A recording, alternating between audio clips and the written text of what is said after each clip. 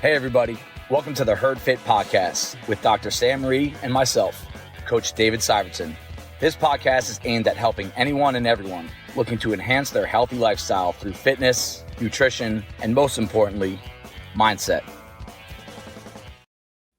All right, we are back. The intro worked. We're off to a good start here. After about a month-long hiatus, which was planned, we had a really busy August. We kind of just put the podcast on ice for a little bit, but we are back into our weekly episodes at the Herd Fit Podcast. I'm flying solo today without Sam, but I do have a really, really special guest today. One of our coaches at Bison, also the 8th ranked 35 to 39-year-old athlete in the world. I'll say it so he doesn't have to. Just fresh off the CrossFit Games in Columbus, Ohio. Coach Bob Wallum. Bobby, what's up, my man? How we doing? Good. I'm doing better now than I will in about 2 to 3 hours when the Giants are playing. You know, we're both going to be watching week one. Happy week one to all my football fans out there. Going to have to check my fantasy teams between the end of this episode and start of the 1 p.m. games. But my man, before we get into what we're going to talk about, just on behalf of Bison and all these coaches and athletes that you've coached at, you've been a part of a lot of different communities. Want to congratulate you on such an awesome season. Your first year as a master's athlete, not only qualifying for the games, which is an unbelievable top 1% achievement, but also going out there and digging yourself out of a hole and ending up in the top 10 with some of the names, the biggest names in the sport. So I just want to say congratulations to you. We're proud of you, man. Where's your head at with all that right now? Well, first of all, like all the support from you guys, like that was huge. Knowing that like I had you guys behind me, I wasn't just doing it for myself. Sure. I didn't want to let you guys down too. So like that was huge having you guys have my back the entire time. So thank you.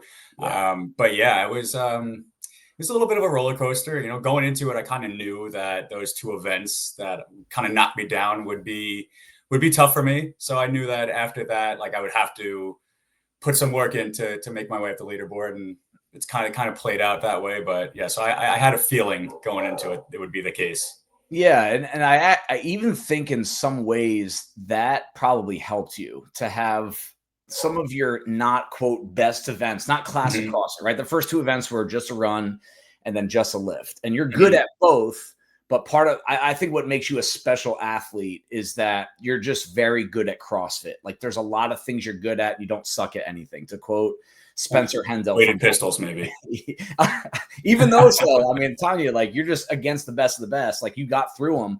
We'll get into that. But I actually think that kind of helped you over the weekend because sometimes, you know, that whole, you know, bad times create strong men type scenario where you start off in a hole, you really have to amp it up a little bit. Whereas if you started with classic CrossFit for the first 2, 3, or 4 events, like maybe you get a little comfortable, maybe a little complacent.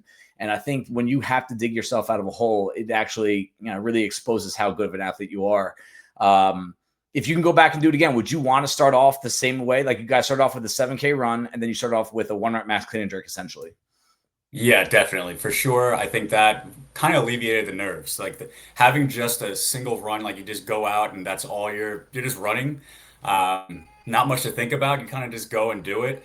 And then when it's over, it's like, well, that's one event already down. Like I might only have 6 more. And now like we could relax and get into this. I will say that run, even though like not being one of my best, I thought I was like, I'm crushing this thing. I don't know how these guys are so fast. Some of them, like it's wild to me. But yeah, I would definitely want to start the same way. Elite CrossFit athletes, I don't think they get enough credit for how good they are at running. And this often came up in the past year or two with the emergence of High Rocks and these CrossFit Games athletes going there. And no, they're not winning it, but they're finishing top 2-3%. Yeah, right. By just kind of doing a couple little tweaks to their programming because they run so much. Like the high-end athletes, they run throughout the year. And I remember watching the games last year, and these guys are running 5-minute miles, 5:15 miles, and like doing another event right after. It's an amazing thing. You don't really know it until you're in it. And you did crush that run. You came in 18th place. I think that I was looking at the leaderboard on the CrossFit Games website, and their score from event 1 it's a little bizarre. It's just weird, yeah. but I could tell you what, yeah. Okay, yeah, explain that to me, because I know I was going to try to screen share, but I don't want to overwhelm myself on the first StreamYard episode here. So No, yeah. explain to me what that meant. I don't know how, like, what that what that meant, the number they put next to it. 47, I could yeah. tell you though that I've averaged exactly 7 minutes per mile. That's awesome. And I still came in. Yeah, for me, I was like, this is a great time for me. I'm so fast, and I third. So I mean, but like I texted you right after. I was like, run didn't come in last place. So Yeah. that's like that was a huge win, and honestly, kind of a boost for me to even just finish in the 18th on that. I was like, all right, you know what? This isn't as bad as it could have been. Let's keep it going. Yeah, I've been there before, where you have an event that you know you're probably going to get beat in, and we call this damage control, right? Like, Yeah, hey, exactly. I'm not going to try to win, not going to try to be top 10, but I don't want to be last. Yes. And, you know, I get that a lot with lifting. Like, hey, let's not be last. Let's maybe like bottom 7 or 8, and then I can make up for it elsewhere. Mm-hmm. And it's a huge boost to your confidence that, like, you're just not digging out of the deepest possible hole. You still have some work to do, and you did it. Mm-hmm. Mindset going into that, the ability to recover for a max lift after that, was that in and of itself challenging? How many hours did you have in between, approximately? That event was at 9:45. The lift was like 7:30 p.m. Okay. So there was a huge chunk of time in between. We were able to get home, just chill for a while, eat as much as you wanted, if you wanted. Right. I think I took a nap. So like there was a lot of downtime in between, which was needed, because after that 7K run wasn't just like a flat run. It was uphills, downhills, around. So my legs were definitely like pretty trashed after that. Definitely felt it. I was walking home. It was like a 25-minute walk from where the run was to where I was staying. My calves were cramping up. Like, I was thinking like, this could be rough later, but it was all fine. So you got through it. Yeah. The experience, right? That first event, from my vantage point, they didn't broadcast that one. You know, we watched everything we could, and we got those times out to everyone. But there was not a broadcast for that. We saw highlights here and there. Mm-hmm. Did they do a mass start? Like, did everyone go at once, or was it like just big groups of people, mixed age groups? What was that like? Yeah, they staggered every group. So like 35 to 39 female, that whole group went. 35 to 35 male went. I think it was a 5-minute stagger time. Okay. So some amount of stagger time. But yeah, so they were sending them out pretty quickly. I think it started at like 8 a.m. and it was one of the teenage divisions, and it ended with us. We were the last one, 35, 39. Oh, interesting. Okay. So yeah. Once you're on that course, you're running. Is it hard to tell what place you're in? Like, are you're head of the pack? It was only hard to tell slightly because you had a chip timer that would start at a certain point. So like I was just in the back of the pack. I was like, well, I'm not going to try to like sprint throughout the beginning. I'll just wait a little bit. Yeah, there's no point. And my chip will start, and then I'll just, pass a couple people. If people pass me, like, well, they might have started 15 seconds before me. So got it. That's a good point. Yeah. Cool. What was it like to, like, you're a fan of the sport. You've been a fan of the sport for a long time. You know who Scott Panchik and Sam Dancer and Con Porter are. Of course, yep. What was that like to compete with them? Like, did that intimidate you at all? Like, and again, I know a lot of these answers from you, Bobby, but a lot of these people that listen don't know you that well. And does that kind of thing intimidate you? Does it motivate you? Is it kind of just is what it is? Like, what was that like to see Scott Panchik right next to you and Sam Dancer? These guys are not just masters athletes that are popular. Like, I call them like the founding fathers of CrossFit sport, and you got to compete alongside of them. What was that like? I mean, it was a really cool experience being able to like throw down with those guys, but at the same time, they were all just like so chill, and it just seemed like it was a way lesser demand, I guess, and from what they're used to. Like, everyone, for the most part, they have families, they have jobs, like they don't have 3, 4, however many hours, these open, we'll say, games athletes are training. They don't have that time. So it's like everyone's on the same page there kind of with that. Cool. But really, like, competing with them and alongside them, just talking to these guys, it was like they're cracking jokes, they're having a good time. They don't like the things that I don't like too. It's all like kind of, we're all very much the same. Yeah. So they might just be a little better at those things that I don't like. But it was really cool, like just hanging with them. I was able to talk to Scott a lot. I was able to talk to Sam a lot too. He's another Invictus guy, so Yeah, we were hanging a lot with him and with our coach rather. yeah. So that was a lot of fun, like really getting to know him a little better. Yeah, like on a personal, deeper level. And it's do you pick up on anything from them, like little things, like how they warm up, what they do after a workout? Like I've competed against a couple of like really high level guys, and I kind of keep my eye on like what do they do right after the workout. And yeah, I mean, as far as the warm up, everyone, like we kind of all have a very similar structure to that. So warm up wise, not really as much. I mean, Sam, he's a completely different. Yeah, he's a like different he's got like this oxygen thing. He's breathing in and out of.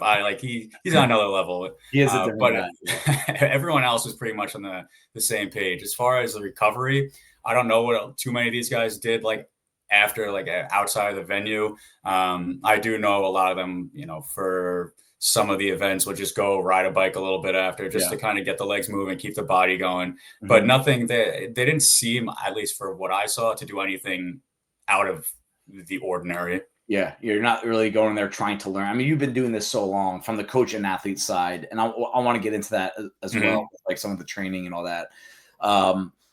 Schedule-wise, most of your events were later in the day. And you don't normally train like that. I mean, part of being a high-level competitor is the ability to adapt to whatever is put in front of you.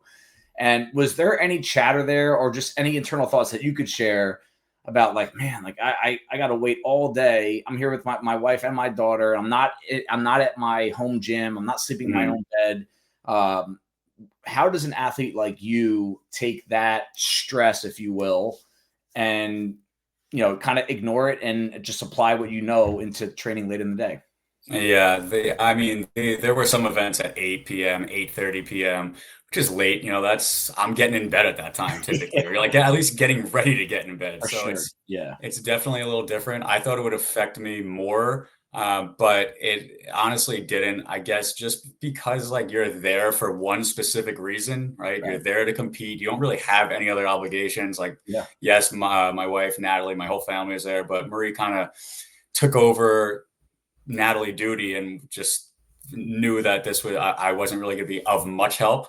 So it was, and it was what it was. It worked out, although there was a lot of events during nap time, during bedtime. So, you know, Marie wasn't able to come and see all the events as she was taking care of her, but they would stream it, watch it. So not always able to have them there, you know, that had like a, you know, a little bit of an effect because I want them to be there, you know, see them in the crowd, even though like you're not truly like focus on them. You see them, like it just kind of gives you a little calming effect, I would say.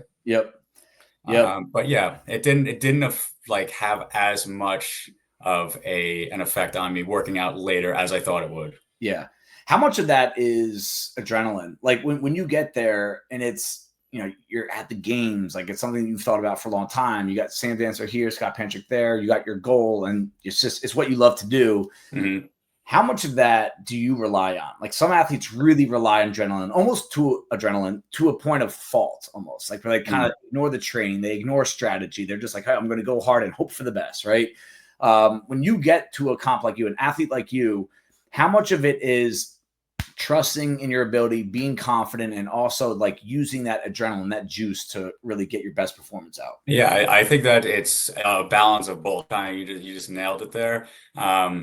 Because you know that you've done all these movements, like you've trained however many years and hours upon each other. So it's nothing new really. So the adrenaline just gets you like you're, I guess, motivated a little bit to go into the workout and actually complete it and get it done. But as far as like the movements themselves, like you've been there before, you know what you're doing, just get out there and execute, trust yourself, and just see where you stack up. Do you strategize every workout prior to? Like, do you have a general, hey, I'm going to try to go unbroken here, I'm going to try to hurry up here a little bit, or is it do you go based on feel? Yeah, no, I did test them all prior to it, so I have an idea of what they would feel like. So I knew, although like the testing it in the gym versus actually doing it, it's completely different. Like the speed at which you're moving at the games is you cannot replicate that. Yep. And a gym setting, I don't care how hard you try, it's impossible. Yeah. So those kind of the practice rounds, you can't really go based off that. But it was no, go ahead. I remember Hinshaw talking. I think it was Hinshaw. I don't want to quote him. I don't want to be wrong, but it was a high level coach who was saying like he doesn't want his athletes to practice the workouts prior to, because like other than just like flow, where do you go and memorizing that a little bit, because he's like you're just not going to go nearly. If anything, you could actually program yourself to go too slow. Yeah, and definitely could. I could see that happening. Like, so I remember his advice one time was like, take one of the workouts, cut the volume into a third, basically, and just sprint it as fast as you can. And that might be actually more replicate what you're actually going to be doing on game day. Obviously, the volume and capacity aren't tested, but you're not testing that in training as much, right? It's just like practicing the speed, the intensity. Yeah. But again, it is hard. Like I know coaches that say, don't test them, go there and do your thing. You're ready to go. You don't want to get hurt either leading up to, that's the last thing I want to talk about prior to, and then I want to talk about this post-competing kind of mindset is, you're a master's athlete. You're pretty healthy, but you got a couple of nicks here and there, right? We all do. Okay. Yeah. When you get closer to the games, is there any sort of like peaking is something that a lot of people talk about with competitive training? And like, I've never really fully bought into it. Maybe that's why I've never gotten to this level. But when you are training 6 to 10 weeks leading up to, are you, and I could tell there was a little bit of stress leading up to you, just like, not where like it was impacting your coaching or who you were. It's just like, hey, it's on your mind all the time, right? Do you train with any fear leading up to the games? Like in those 6 weeks around, meaning if I tweak something, this is going to impact the games, but you also don't want to lose fitness, right? Where does your head go with that direction? Yeah, that's definitely always something that was, just hanging over you. It's like, all right, well, is it worth going heavy here? Is it worth doing this? Because what if you do get hurt? Like, I don't want to have to push it. Plus, like my body was just like starting to not degrade. I won't say that, but it was just, I was wearing down. Yes. Worn out. To the point where I think I told you, I texted my coach. It was like 6 weeks out. And I said, I can't like train anymore. I can't do this. Everything's hurting. My hips are hurting, my knees, my shoulder. And I just needed some like reaffirmation that I can chill a little bit. It's going to be okay. It's realistically 6 weeks out.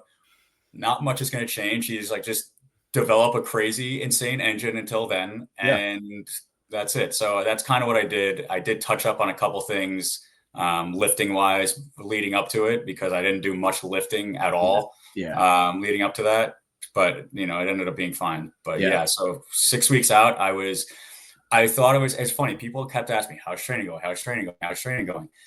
And I would always say the same thing. I don't really know. I think it's going okay, but I don't know how to answer that question because I'm not doing anything different really. I'm doing my same thing that I typically always do, adding just a little bit more running here and there because I needed to practice it. But that was it. That was all like I really changed. There was nothing else that was different.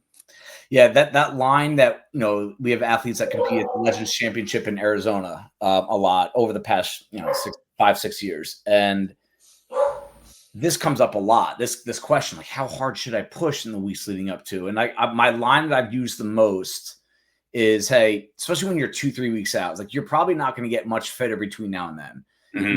Like what you've done has been compiled over years, and in your case over a decade. Like that is why you're here, right? Next 2-3 weeks, like I hate to say it, but only something really bad could happen. Like you could lose something in the next 2-3 weeks. You're not really going to gain anything, right? Other than the mental state of, and that's where like I think the machines come in a lot. You feel safe on machines. You really push the engine, or movements that we all feel safe doing. You really go after those, and then getting that 1 or 2 heavy lifts, and probably I remember you were working on the jerks a lot.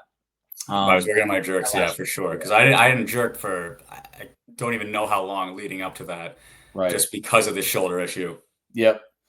So now that the games are past, right, and you crushed it. I don't know exactly what your goal was, but you top 10 like that. People ask me all the time, like, how's Bobby gonna do? How's Bobby gonna do? I was like, he's gonna finish top 10. And then wow. Thank you for having that confidence. Yeah, there was a period where you were 19th and 20th, and someone's like, "Is he going to get cut?" Because they cut. What was it? The top 15. 15, yeah. And you were 4 or 5 spots behind that. Now I remember looking at the points between 19th and 12th, and it was separated by like 11 points, which is like 4 spots in a workout. I'm like, now that he's got classic CrossFit coming, and you passed all those guys.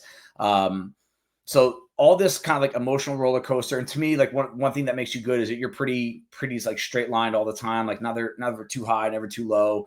But post competing, right? You come back, you fly back, you get the extra day off, you come in, you coach a couple days, right? Like, is there you often hear athletes from the games talk about there's like a crash after, and it might be like an adrenaline dump. It might be even like some athletes have used post-comp depression as a term. I don't know if that's an actual scientific term, but there's so much buildup and it goes quick. It's a quick few days. And then all of a sudden it's like, it's over. Where are you now, and where were you the 2 or 3 days after? Like, you're back at the gym coaching classes and changing diapers and all that. Like, where?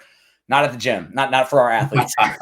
But do you have anything you can touch on in regards to where your mind goes post comp? Yeah, post comp. I like when it was over. It was cool. It was just playing it all back, like what just happened, and like how fast it went.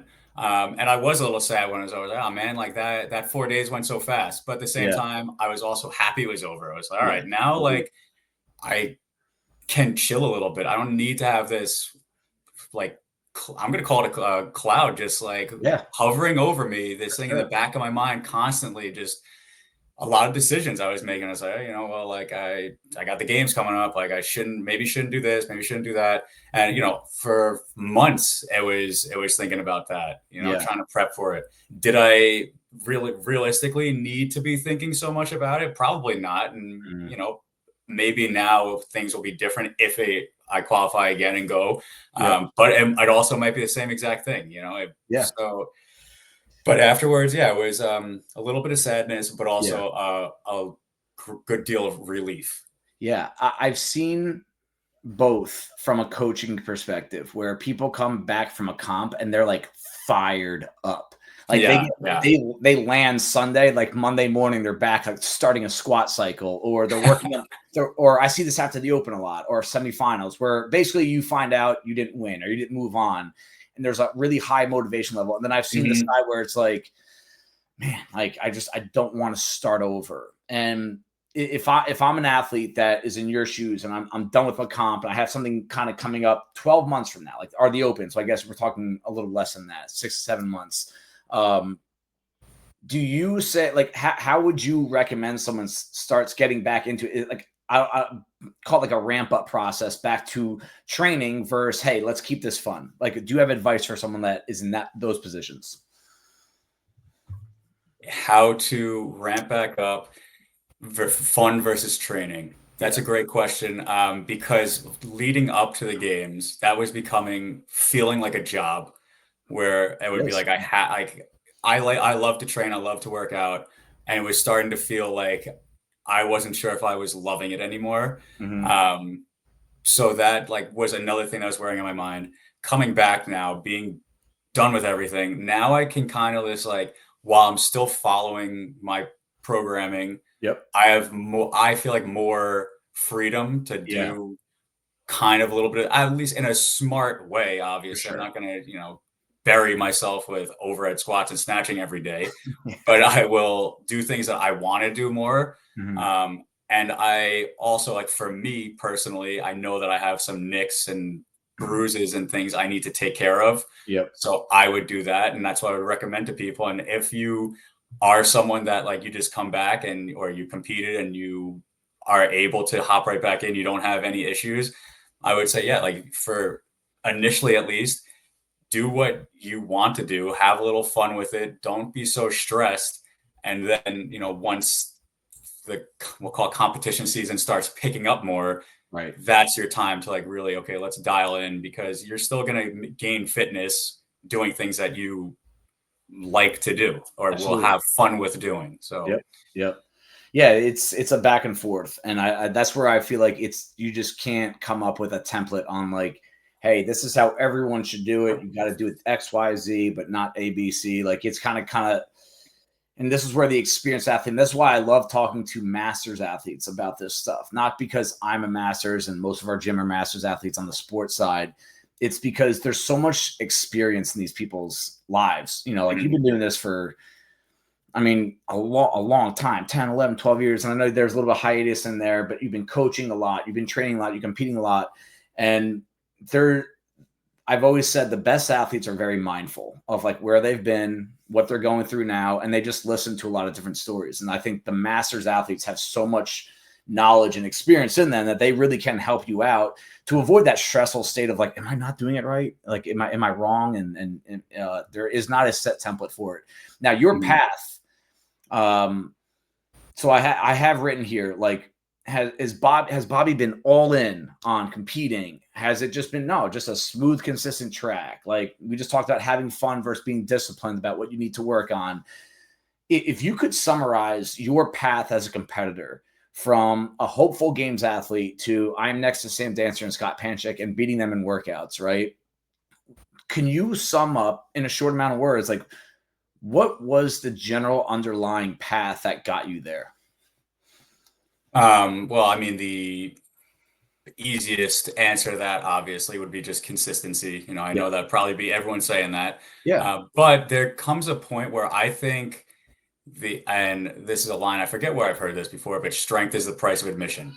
Right. So a lot of people ask like where to start or like how do you get to the next level? Or I think especially important for masters athletes, if you can either maintain or get stronger, that is the key because you can always develop like a good engine, right? You know, you might not be able to like sprint super hard all the time. But if you can be strong, and I mean that in just like in terms of any movement, like just get your absolute strength up in anything, that's going to go a long way. Yeah.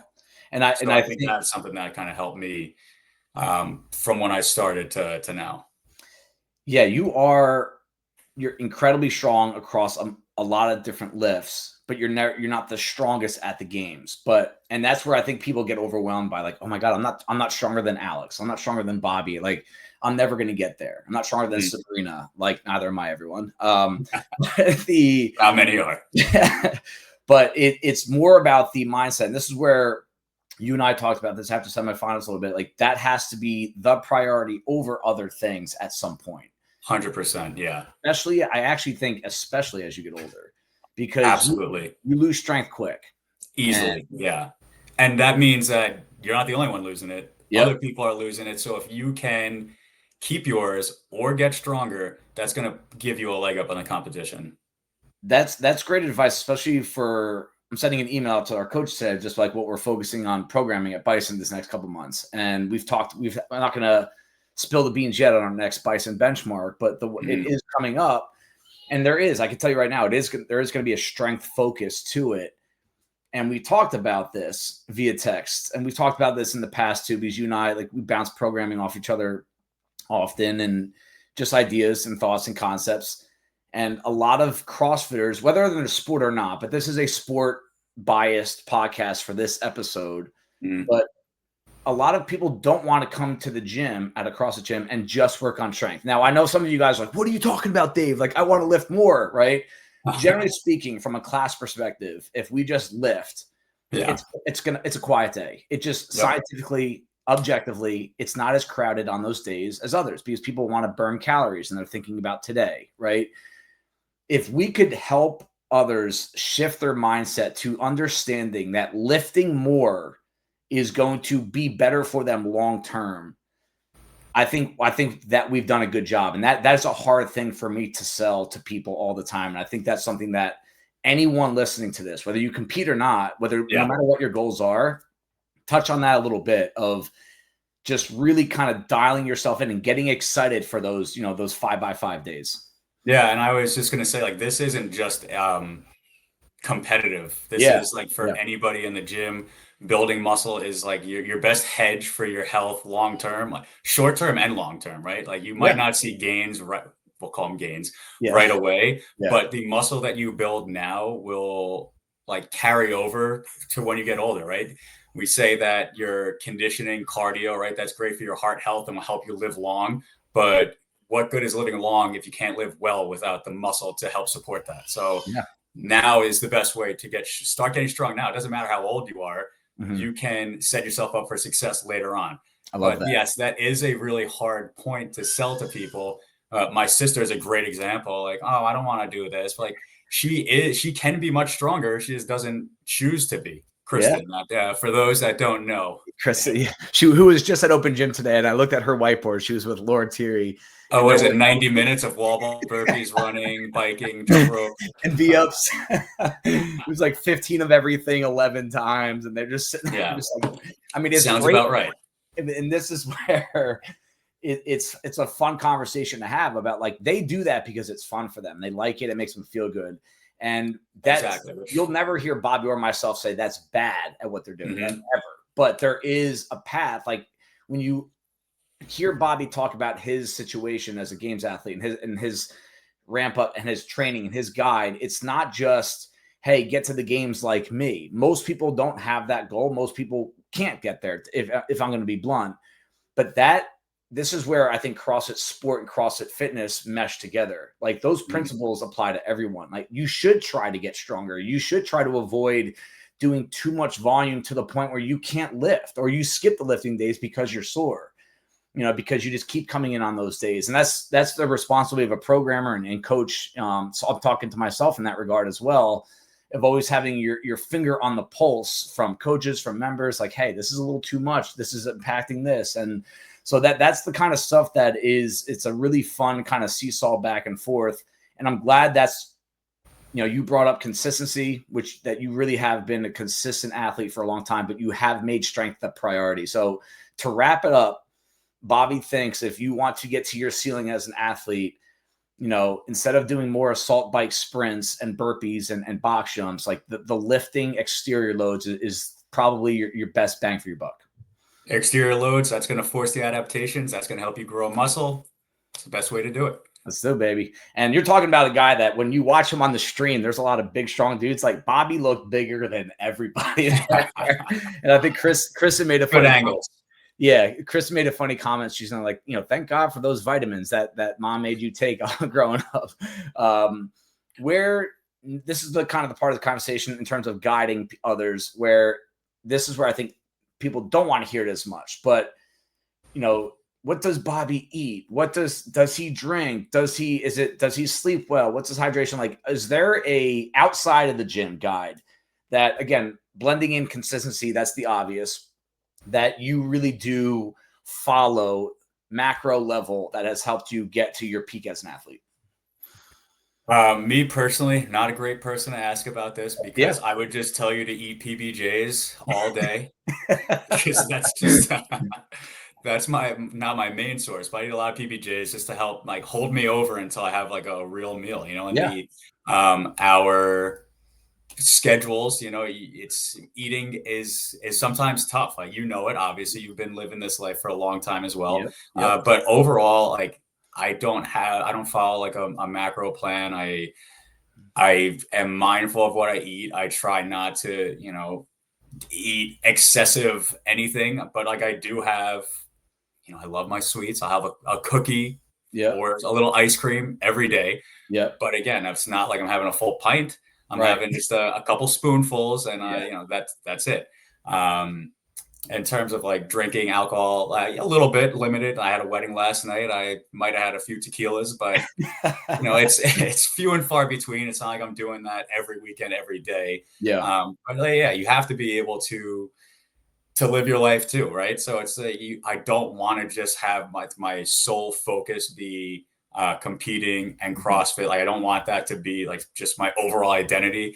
I like to have fun also. So if I can go out, have a few beers, hang out with my buddies and have a good time, wake up the next day and train as I want, like that's okay.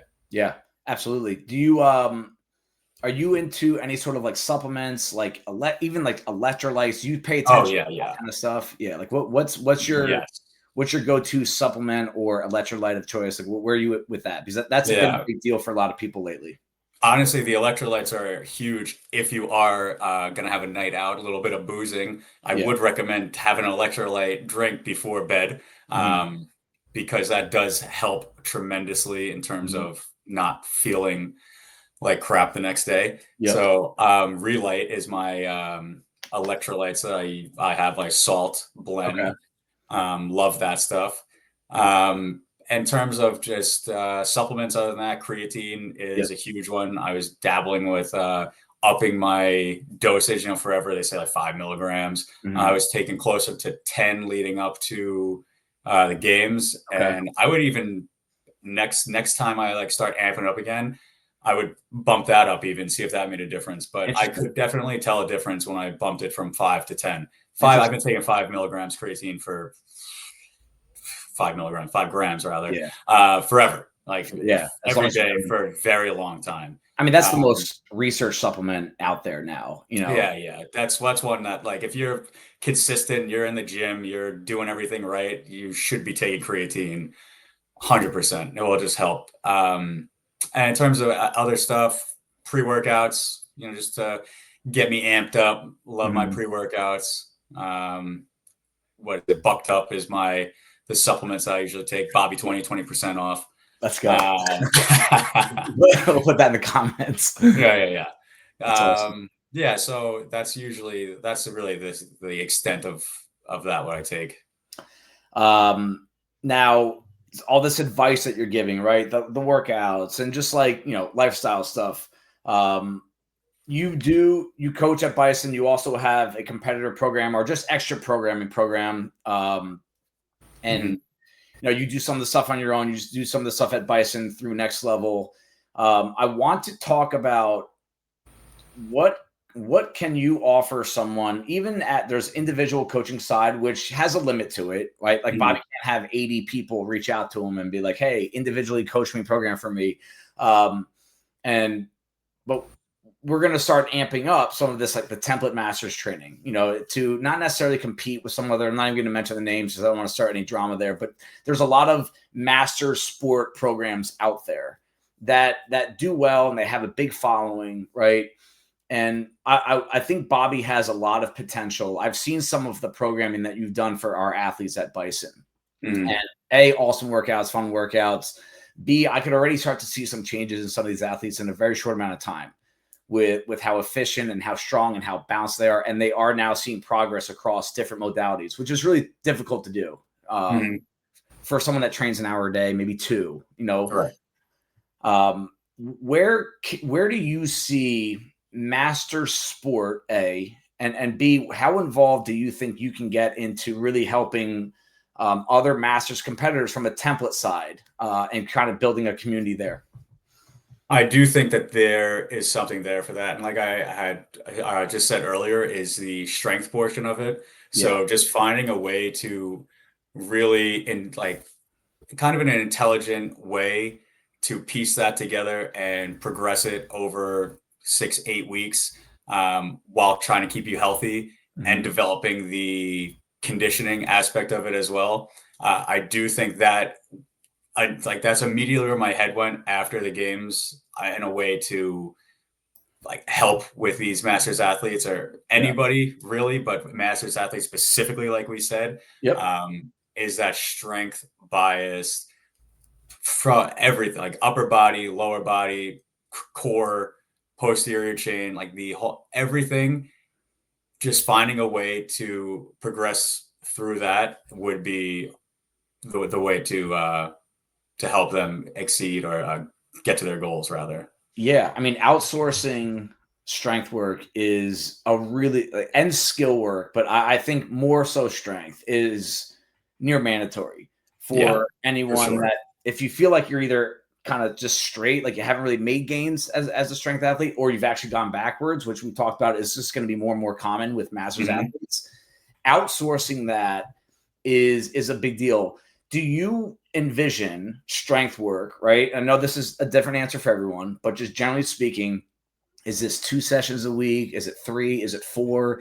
Is it in place of a workout or 2? Like, how deep in the weeds do you go in with like, hey, you're going to work out at, the 11 o'clock at your gym in Idaho? Cool. Like at 10, let's go do this. Or, hey, I think you should take this workout off because of XYZ. Like, where do you go with that? I would say it's definitely doable to do both, like like it would not necessarily need to take the place of a class unless you planned on doing this programming on this day and they were, similar, then I would say just don't do the class, do the extra programming instead. But I think they could definitely exist together. I wouldn't see a reason why unless you're just doing too much of one specific thing, which is what I would try to avoid as much as possible. But sometimes it just happens that way.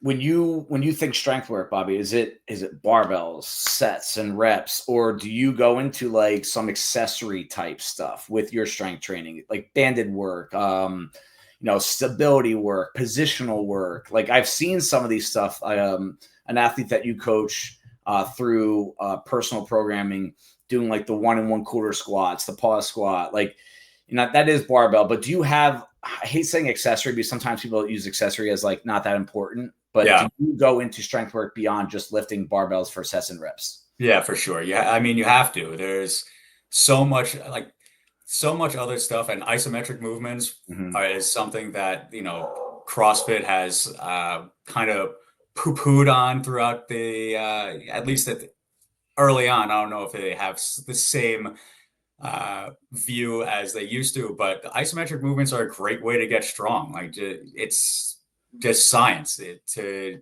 be able to do that. So breaking things down, single leg, single arm movements, that will help you get better at other things too. So yeah, it's necessary. So it wouldn't just be like big compound lifts. That'd be a huge part of it for sure. But you need more to layer in as well. Do you throw in a lot of tempo? Like, do you believe in tempo? Like, especially if someone's like banged up at all, or does have certain positions they're not strong in? Like, is tempo a part of what you would consider template strength training? For sure, yeah. Tempo would be a big piece of it. Yeah, cool. Now, when you say last thing on the strength portion, do you go into percentages? And because that can overwhelm people sometimes, or is it more RPE type, like just guidance on what it should generally feel like rather than, hey, don't do 76%, do 74%. Like, because that to me gets a little too nitpicky.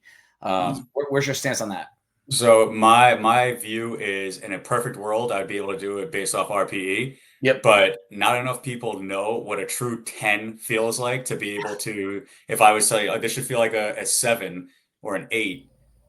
I don't think enough percentage of people know what that actually feels like. Yep. So I kind of try, like, I'll give that advice, like, you shouldn't be able to do 8 reps here. You should only be able to do 6. Like, that's kind of the advice I give. I often will program percentage wise. Okay. But I always like to say that percentage, these are just guidelines, yes. Right? It should be in this general neighborhood. This area is where I want to see you work, but every day is different. Where you're 80% one day might feel like 95% another day. So you can't base days all on percentages. I also like to have people base so say your 1 rep max for a back squat is 300 pounds. And that's like your all-time 1 rep. I would say base these percentages off of maybe 15 pounds less than that. Yeah. So got it. Okay. So like a working 1 rep max rather than an all-time. Right.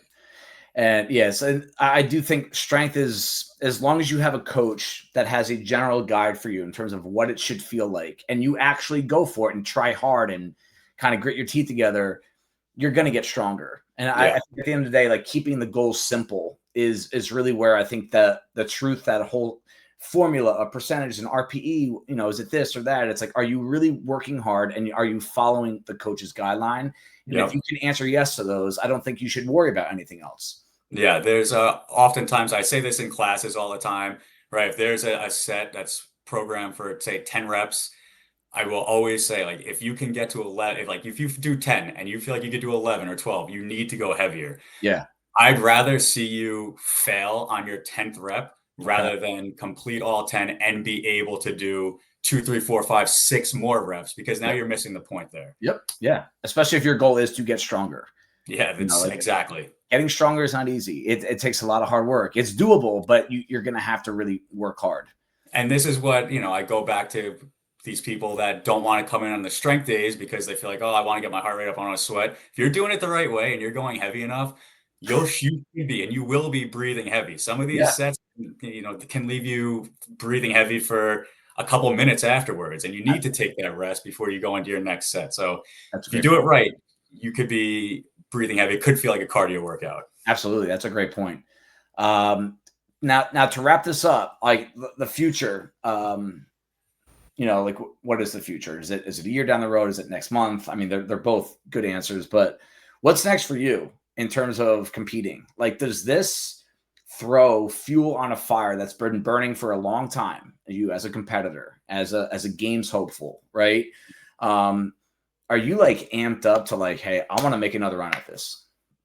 I am more so now. Yeah. Going Okay. into it, I was kind of dreading a little bit going into the I games. believe And I that. was like, oh, I I have believe to it. do this. Do I even want to do this anymore? Do I even belong out there? A fair question. But yeah, and it was all these things are going around my head, being out there competing, having fun with it, having a great time with these guys, doing really better than and I didn't have really expectations going into it. Yeah. Wanted to make the last day, so the top 15 cut, and then making it to top 10. And if things went slightly different here and there, a little more calculated on the clean and jerk, a couple of Yep. no reps here, could have been a maybe even top 5 slid into. Oh So yeah. Yeah. yeah, so the fact that like, all right, I was able to compete and like held my own.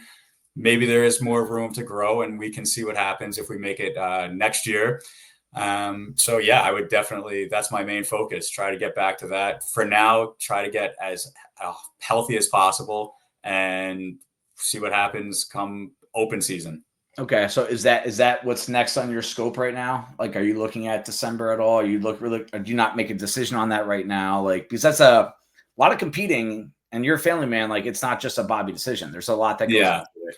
No, I mean, Marie is a super supportive. So like if I Yeah. wanted to, I'm sure she would maybe give an eye roll, but then a nod of approval if I decided to do something else. But I don't think I'm going to, just because like I just want to, like you mentioned, I have a little shoulder thing going on that I Yeah. really need to get right. If I plan on being my best 100%, there's no Mhm. way I can be with a little limiting factor there. So take care of that and then see what happens afterwards. So right now, yeah, game of the open is going to be Okay. probably my next. That's smart, and I hope people listening can take that in, because we have athletes. I've worked with athletes in the past where there is a legitimate addiction to competing, where you get done with one, you just want to go compete again, because it does. To some people, it really provides a high, and it's Yeah. awesome. It's an sense of accomplishment, all that stuff. But Bobby says something in there that I hope everyone picked up on, that if he wants to get to his peak, if he wants to reach his ceiling, he's got to get something fixed. And he also wants to avoid it being something that's really bad, that has got to open him up or something like that, or really kind of be something that affects the rest of his life. And I think it takes a certain level of humility for someone to be like, you know what, I could go compete next month, next week, and I could be okay. I'll probably be okay, but you could also set yourself back for what the long-term goal is. And that for you could be the games next year. We'll see where your life's at next spring, but that's something that takes a good amount of humility. Humility goes in a lot of different directions. We talked about it on the podcast a lot, but the ability to say no to something that he could go do tomorrow if he really wanted to, because of the long term, is something where, again, you see that in a mature athlete, someone that is more than just a competitor. So last thing on that, Bobby, just any advice for someone that, because again, masters athletes, we're all kind of beat up, right? We're all tired. We all got things going on outside of competing. If you're a coach that's talking to someone that's going through that kind of seesaw back and forth, the addiction to competing / I want to have something long-term in my scope. What else can you give there? I would say it's definitely good to have something in your sights, like a goal that you're working towards. But I would also say, like, you can't let it consume you. So that meaning, like, if you aren't feeling your best, it's okay to take a break for a second, like focus on whatever it is you need to work on. Maybe it's physical, maybe it's mental. Just, it's going to be okay. Even if you take a day, 2 days, and just, you still maybe you're working out, but you're not doing what you're supposed to do. Right. You'll be fine. Yeah. So just don't let these things consume you, and trust yourself, and you'll be good. Yeah, that's awesome. All right. Well, thank you, Bobby. I'm going to try to end the recording, and I don't know if the outro video is going to work. So if I don't see you after I press end recording, I'll see you at the week. But just on behalf of everyone at Bison, and again, I don't want to forget about all these other gyms at Hudson River, like all these people that have been supporting you over the years, and you've helped via coaching. I really do think what's a beauty of this level of competing is that you've helped so many people, but they've helped you get to where you are. For sure. Yeah. And there's just like that really cool kind of back and forth feel that we're kind of, again, we felt like we were kind of in it with you. Like Ash and I were screaming at the TV during one of your events. And I just feel like, I hope you feel that we're behind you, and then we'll, because I know you'll do the same for others. Absolutely. No, that went a very long way, having the support from everyone. It was awesome. Yeah. Cool. All right. Well, I'll see you at the gym this week. You guys will probably see a little bit more information about Next Level and some of the strength bias program that Bobby's going to be able to provide from both a personal perspective, but also a template program that leaves you out on your own a little bit. But there's the different costs there. And so we'll put all that information out for you guys. I get a lot out of talking to Bobby and just listening to him. And, I think that even just his guidance as an athlete with strength training and how to think the long game can help a lot of people out, whether you have competitive goals or not. At the end of the day, you need a voice over you that's going to help you out. And I think Bobby is one of the best guys you can ever listen to. And that's a big reason why he's with us. And I hope he's going to be able to help out more and more people. All right. So, Bobby, we'll see you at the gym this week. And thank you again, proud of you, man, and nice job. Thank you. Thank you, everybody, for taking the time out of your day to listen to the Herd Fit podcast. Be on the lookout for next week's episode.